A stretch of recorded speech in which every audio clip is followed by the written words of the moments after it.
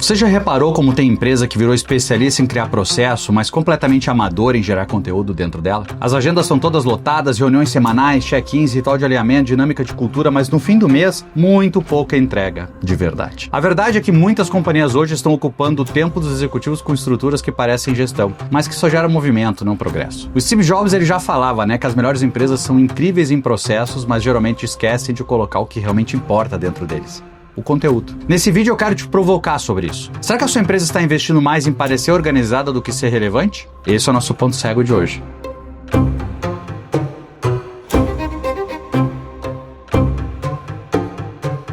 De cara, eu já quero avisar que isso aqui não é um ataque a quem faz reuniões semanais, nem quem valoriza processos, tá? Longe de eu querer fazer isso. Eu só tô aqui colocando um ponto de vista, uma provocação para você, porque provavelmente a grande parte das empresas acabam se perdendo nessa caminhada. Você pode estar usando o processo, às vezes, muito mais como meio e não como um fim. Porque gestão de verdade, ela não é de verdade parecer organizada. É sobre entregar resultado com gente adulta, comprometida e criativa, né? Isso a gente tem que estar alinhado. Então, com o processo ou sem, isso pode tornar mais ou menos eficiente. Então, ter o processo ou não ter o processo não é a grande discussão aqui. Obviamente que eu sugiro que tenham-se processos, mas se a estrutura que você criou está servindo muito mais a você ou às pessoas ou às eficiências do que a estratégia, aí a gente está com dificuldade, né? Então é aí que eu quero trazer, porque a maturidade da empresa, na verdade, ela aparece naquilo que você escolhe simplificar. Eu gosto muito da simplificação e o excesso de processo hoje ele virou desculpa para a ausência de conteúdo, né? E eu quero começar com uma história. E aí você vai entender meu ponto de vista e principalmente o assunto do one-on-one aí, que provavelmente você pode discordar, concordar, e eu peço que você deixe os comentários aqui no vídeo, porque o meu objetivo aqui é trazer um ponto de vista de um ponto cego que a grande maioria não enxerga, e não é. Desculpa a minha informalidade, ficar cagando regra dizendo o que funciona ou não funciona. Mas vou te contar, baseado na minha experiência de vida, vivi há muito tempo baseado muito em processo e posso te mostrar muito onde estão os pontos cegos nessa caminhada. E eu quero te contar a história do macaco e do pedestal. Como assim macaco e pedestal? Imagina que eu chego na minha empresa hoje, convido então para uma reunião os gestores aí de projetos das áreas afins vinculadas e digo, ó pessoal, nós temos um grande desafio para o ano que se inicia agora e para o próximo semestre a nossa meta é criar um pedestal muito maravilhoso, preto, de madeira, uma madeira forte, impactante inclusive, e em cima a gente precisa colocar o macaco da raça YXZ e esse macaco ele precisa recitar poemas, textos de Shakespeare. Beleza, pessoal? Então eu criei amanhã de manhã um projeto na minha mesa sobre isso e depois a gente vai colocar nos KPIs, OKRs e XXRs aí de todo mundo. Beleza? Fechado. Então, o pessoal foi lá, passou N horas discutindo, passaram nas aprovações de orçamento, de data, de projeto, de locação de sala, de alocação de recursos humanos e etc. Tem o projeto, fizemos o kickoff, todo mundo abraçou a árvore e começa o projeto. E aí passa 30 dias o projeto tá on time, passa 60 dias o projeto tá on time, passa 90 dias o projeto tá on time, fizemos uma reunião de milestone do projeto e tá lá. Carlos, o pedestal já foi totalmente construído no preto brilhante, olha aqui a foto firme e tal, tá aqui a comprovação, então estamos com 39% do projeto concluído e agora a gente inicia a próxima etapa e aí a gente já sabe o que acontece. Se gastou tanto tempo planejando, fazendo tudo e etc. E não se olha o fundamento. Porque provavelmente fica um pouco difícil você botar o macaco em cima do pedestal e o que praticamente é impossível, eu não vou dizer impossível, porque você é capaz de me sair um macaco algum que fala, que recita Shakespeare, mas o fato é que macaco não vai recitar Shakespeare. E aí que vem a grande provocação do mercado. A gente cria métricas, a gente cria processos muito mais para parecer que tem processos de gestão do que de verdade focar no que entrega o resultado. Então, a minha grande discussão aqui, ela bate muito nisso, né? Porque muitas lideranças, elas estão confundindo o alinhamento com a ocupação. E reunir não é liderar, né? Fazer um time se encontrar toda semana não garante que ele esteja conectado. Às vezes é só um hábito improdutivo com um nome bonito. E grande empresa é maravilhosa nisso e muitas vezes caga a regra para você replicar na sua empresa, né? Mas entre nós, as maiores empresas do mundo, elas não têm tempo a perder. E quando eu falo as maiores empresas do mundo, eu falo as empresas que são focadas em performance. E pelas informações que eu tenho de mercado, uma NVIDIA você não vê eles fazendo one-on-one. Inclusive o fundador, ele fala isso abertamente. Steve Jobs falava abertamente da Apple. A Stripe, eu tenho informação, Airbnb, que trazem muito um conceito de Founders Mode, ou seja, tratar adulto como adulto, criança como criança. Se eu pegar a Netflix, ela vai nessa linha. E onde eu quero chegar? Por que eu sou um crítico do one-on-one? Eu não sou crítico da conversa entre duas pessoas sobre um assunto relevante. Eu não sou crítico de reuniões semanais para a gente alinhar e resolver assuntos que precisam ser resolvidos para que a gente atinja o resultado que a gente precisa. O que eu não acho adequado é eu toda semana, ou periodicidade que a empresa definir, eu ter que sentar com um subordinado meu ou com um chefe meu e ficar tendo como fosse uma sessão, sei lá, de psiquiatria.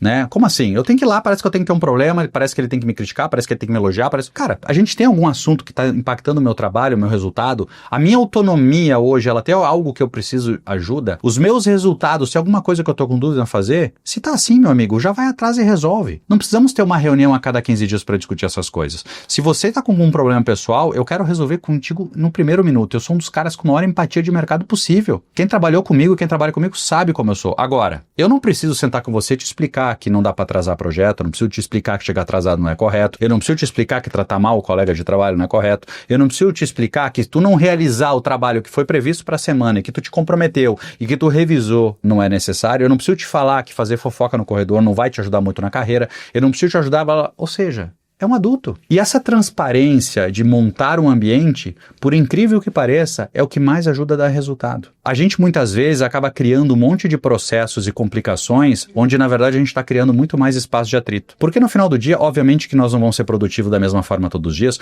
obviamente que nós vamos ter intempéries na nossa vida, obviamente que a gente vai precisar de um apoio, só que nessa hora a gente procura. Nessa hora a gente está perto. Eu, como chefe, no momento que eu digo que eu sou contra o one-on-one, não quer dizer que eu não faça o one-on-one. Agora, eu faço quando eu acho que precisa. Isso não quer dizer que uma pessoa que trabalha comigo, ela não tem acesso a mim 24 horas por dia, se ela precisar de qualquer coisa, ela vai ter total empatia minha de me ajudar. Inclusive agora que eu tô gravando esse vídeo, eu tava aqui conversando e vi um profissional que não tá muito bem de saúde, disse pra ir pra casa. A pessoa disse, não, Bush, pô, nós temos um horário hoje, final da tarde, 6 horas, tem uma reunião contigo, eu não quero perder essa reunião de forma alguma, tal. Eu, tipo, vai pra casa, eu vou trocar a reunião. Pô, mas tu vai trocar a reunião? Vou, porque tu não pode. E qual é o problema? Empatia, gente. Alguém escolhe ficar com febre doente? Ninguém escolhe. É do jogo da vida. É isso que eu tô me falando. É isso que eu tô tratando. Eu vejo muitas vezes na companhia a gente com a pressão que nosso RH tem que fazer 200 coisas, 300 coisas e tal. Não, a gente tem que ser justo, a gente tem que ser ético. A gente tem que ser transparente, a gente tem que ter uma cultura clara, a gente tem que atender um público especificamente escolhido, o meu cliente é esse, eu vou atender desse jeito, a minha crença é desse jeito, a minha cultura é desse jeito e eu contrato adulto para trabalhar aqui. Se você começar a trabalhar desta mentalidade, você já sai na frente de 99% do mercado. Obviamente que existem exceções. Puxa, eu tô trabalhando com um público muito jovem que ainda não teve experiência de empresa, então eles se sentem mais inseguros. Perfeito. Você vai fazer um trabalho para mitigar a insegurança, mas você não vai criar um processo para pessoas inseguras. E é o que eu acabo vendo nas empresas. A gente acaba mudando processos e criando hábitos e custos e atritos fundamentalmente do que isso. Porque, desculpa, fazer uma avaliação de funcionário todo mês não funciona muito bem. Agora, grande exceção.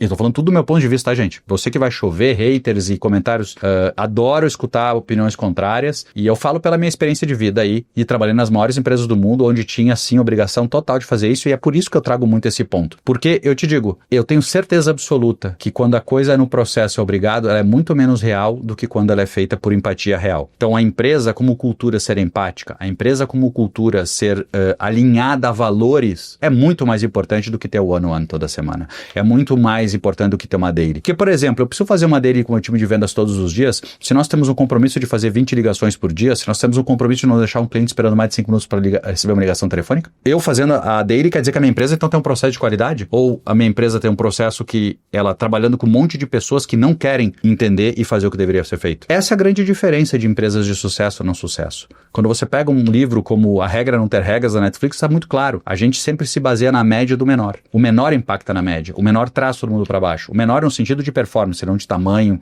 ou de experiência, né? Quem gera menos performance, traz a média para baixo. Então, o que você faz? Você tem sempre junto as pessoas que alinhadas estão buscar melhor performance. Eu não estou falando para trabalhar fora de horário, eu não estou falando para ninguém abrir mão da família, não estou falando nada disso. Eu estou falando só de cheguei a trabalhar, eu vou trabalhar. É muito comum no mercado de vendas, e aí fica uma observação para você prestar atenção, você chega na empresa de manhã, o trabalho, sei lá, começa às 8h30, aí o funcionário chega, ele vai fazer um café, um misto quente, sei lá o que na empresa, aí ele passa na mesa do fulano, veio ontem, viu do negócio do jogo e tal, aí já são 10:50, às 9 já tem a dele, aí ele espera começar a dele, aí sai das dele às 9h45, e aí ele vai, toma um café, vai no banheiro e tal, e aí às 10h15 ele senta de, pô, agora eu vou começar a fazer o que eu combinei na dele. Pô, ele já podia estar desde as 8h30 fazendo. E isso eu não preciso explicar para as pessoas. Só que no momento que eu vou criando burocracias e rotinas burocráticas, eu tô me escondendo. Onde o processo deveria ter consequência no conteúdo e não o contrário. Na verdade é o seguinte, qual é o objetivo que eu quero hoje? Hoje eu preciso falar com 10 pessoas. Então eu tenho que criar um processo que eu consiga falar com as 10. Eu não preciso sentar para dizer que você tem que falar com as 10, entende? Então, na verdade, essa é uma grande discussão.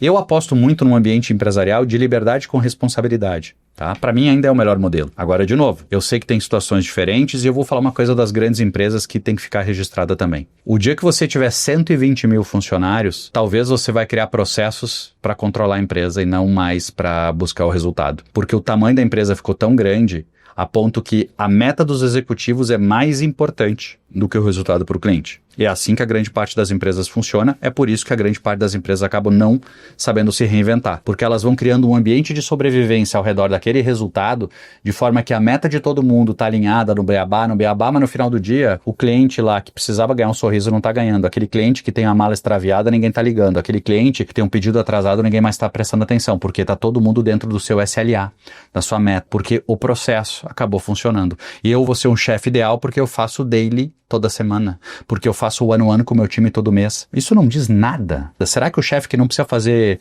alinhamento com o time a cada 90 dias não é o melhor chefe, porque ele consegue ser tão bem claro, comunicativo e trazer as melhores pessoas que ele tem um mérito por isso? Ah, Bush, mas aí também é aquela história, o cara é atirado, tem empresas A e B. Óbvio, gente, que cada regra é uma exceção, cada contexto existe um teor. O que eu tô te trazendo é, eu sou contra a indústria de que o tempo inteiro nós temos que ficar tendo processos para fazer a empresa funcionar. O processo, ele tem que existir para fazer com que o conteúdo saia do ponto A e chegue onde ele tem que chegar. A empresa que não confia em time se afoga em ritual. Não tem jeito, né? E para finalizar aqui meu exemplo, um pouco mal-humorado aqui, mas é um assunto que pra mim eu sou muito prático no fazer. Aí você vai me dizer, Bush, mas nem todas as pessoas são assim e tal. Eu não tô dizendo que não precisa. Se eu tiver um funcionário que precisa de atenção, ele vai ter. Eu não tô dizendo que eu sou contra. Eu só tô dizendo que eu não vou colocar isso como processo na empresa que eu trabalho, ao menos até eu chegar no número de, 10 mil, 15 mil funcionários, aí talvez aí a gente é outra discussão. Mas esse vídeo não é feito para essas empresas. Esse vídeo é feito para a maior parte dos empresários brasileiros que estão tentando buscar as melhores práticas para ter resultado, para conseguir aumentar a renda familiar, para começar a gerar mais emprego, e para isso eles precisam escutar de verdade o que muda ponteiro, não um monte de gente defendendo um monte de processo que no final do dia é muito mais complexidade do que qualquer coisa. Eu sempre digo, eu posto um artigo no LinkedIn, tem muito mais gente discutindo uma palavra do artigo do que a mensagem do artigo. É um pouco dessa discussão. Eu quero que você pense na mensagem que eu estou dizendo. Eu não sou contra A ou B, eu sou contra ter por ter. Ficou claro? Bem, esse era o Ponto Cego de hoje. Espero que você tenha gostado, espero que você compartilhe com mais amigos, que você traga mais gente para discutir. Adoraria receber dicas e sugestões de vídeos para a gente estar gravando. E eu te vejo no próximo Ponto Cego.